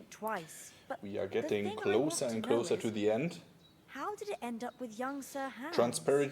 Is there transparency option for the UI? Nope, not at this point. This is what you get, and if we do something in future, well, then we tell you in the future. There were 2. That just proves how well you can count. Besides, they were armed to the teeth and had bows and armor. It might as well have been 10. Whatever. Anyway, with a bit of luck, I managed to free Sir Hans. Why the modesty? You got them. Maybe a stroke of luck, but as we know, al dentes. Fortuna juvat. See now, you've finally learned it. What? It's just this kind of motto of ours. Fortune favors the bold. Maybe they're really telling the truth about who they are. Who but a lord or a priest could know Latin? And priests they ain't. I can tell. And as I recall, you already got a pony from Uncle Hanush as a reward for saving me. Your pebbles. So I'll save myself a few groschen. But you never gave me anything for Talmberg. For Talmberg? What was that about then? Yeah, and actually there was a question in chat as well. Pebbles, your first horse in KCD1. Yes, he is in KCD2. He's a little hidden, so you need to find him. And there's also a way to make him better. It's hidden as well. But yes, if you loved Pebbles, you can actually use him, and he can be really good in KCD2. I like how you call everything hidden, but say it to the millions of people that are watching. I didn't say how to achieve that, so it's still, the mystery about Dude, that. If there's one thing that is common about me, then I love to spill the beans. So be my guest. I'm a little bit more careful than you in this. Be my guest. It's like a little teaser that there are things to be found. And, we always try to reward your, curiosity. We really respect your time, as I was saying, but also your intelligence. If you try new things, if you try different approaches, the game will reward you. And people were asking about Mutt. That's a secret.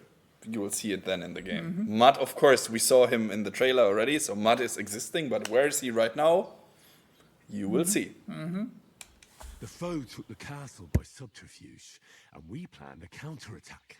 Under the cloak of darkness, we scaled the mighty walls of Talmberg Castle to get inside and open the portcullis to our brothers in arms who were poised and ready to attack. And we almost succeeded. Only, along the way, Sir Hans here took an arrow to his noble seat. Seat? He got shot in the backside. My upper thigh, actually. Backside it was. But that's no joke either. It's not easy to run with an arrow stuck in your arse. If I hadn't carried him... I admit it, you saved my arse. Well, now, you two have been through a thing or two. As far as I can tell, it really was his backside and not his thigh. I examined Hans and saw the scar for myself. But I reckon you paid off part of your debt the other day, sir.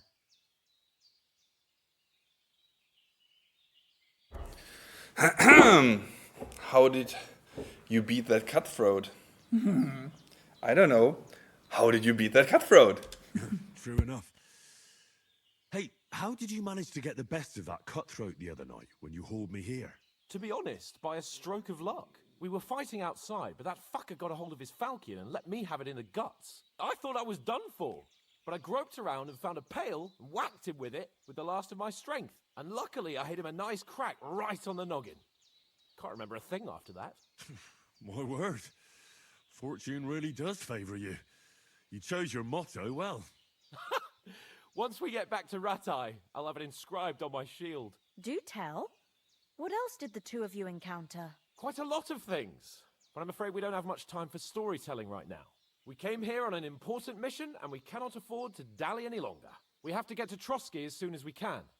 How far is it from here? Not far. Once you climb the hill above Zhelioth, you'll see the castle. All right. I think we should get on our way as soon as possible. I'll prepare a bit of food for you, for your journey. Oh, Bozhena, I don't know how to thank you for all this. Ah, but I do. Once we've settled our business with von Burgov, I shall reward you as befits a knight. You have my word of honor.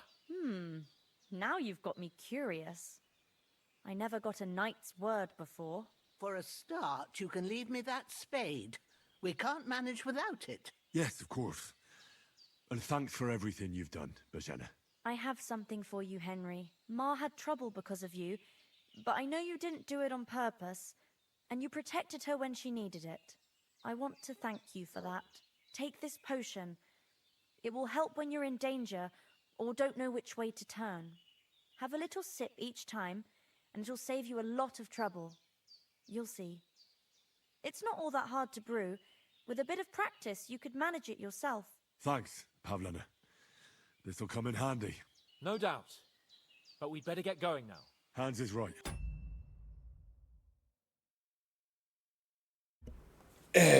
As I told you guys, we are getting closer and closer to the end, and I think that is where the end should start. So after this dialogue, again, the two will travel the world, but that is something you will see on February 11th, 2025. So yeah, that is something for you to discover. As I said, shoot your questions. Prokop has something prepared. He read already the chat.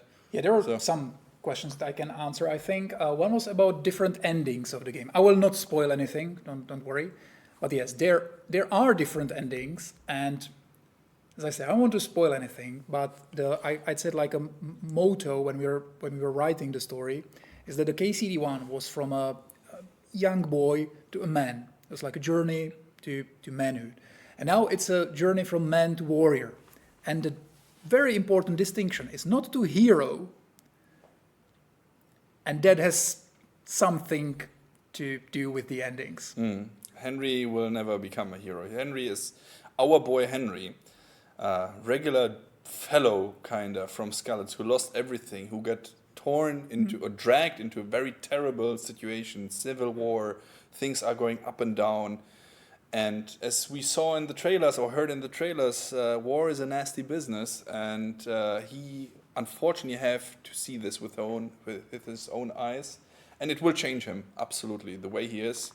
As I said, KCD1, as you said, he starts really as this bloke who barely can, just a village bloke who barely can hold a sword, and now he is part of a entourage that is supposed to carry a letter asking for this noble, if he's on our side or the side of the attacker. So it's really, he gets pushed into this real big, on this big stage. The and events in KCD2 are like way more important for the region and for the events. He will never be the main driving force because he's still our Henry. He's the relatable guy. He's in new situations. He's trying to orient himself. Everything is new for him, just as for the player. This connection when both Henry, both the hero, and both the player kind of are discovering things at the same pace.